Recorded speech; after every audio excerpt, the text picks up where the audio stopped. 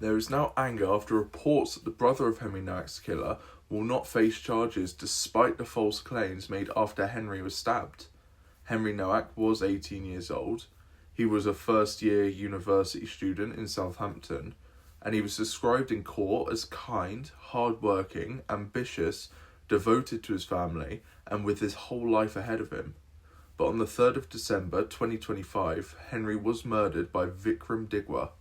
Digwa stabbed Henry with a 21cm blade.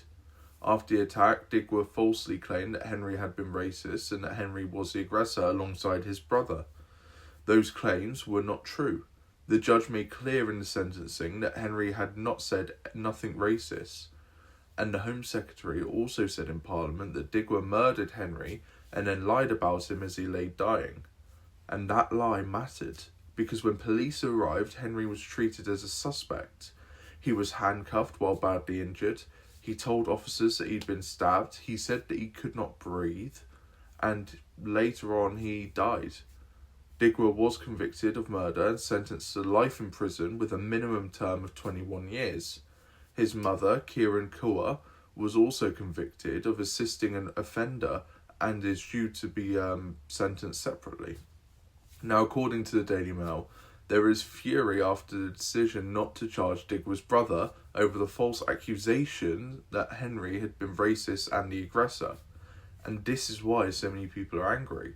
Because Henry was not only killed, his name was dragged through a false narrative while he was dying.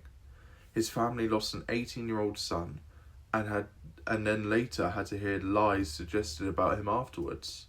Now that is disgraceful. This should be about truth. It should be about justice. It should be about protecting victims, not allowing false claims to shape the first response. And this is exactly why people have lost trust. They look at cases like this and they think, would the system have reacted differently if the roles were reversed? Would the police have treated Henry differently if they had not immediately accepted the accusation? Would the consequences be different if someone else had helped spread the false claim?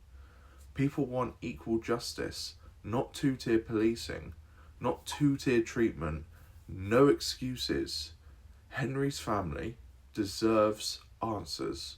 And the public deserve to know why an 18-year-old who had been stabbed was treated like a suspect while the man who killed him was lying. If you want honest conversations about stories affecting Britain, follow my channels across all platforms. What do you think? Should there have been charges over the false accusation?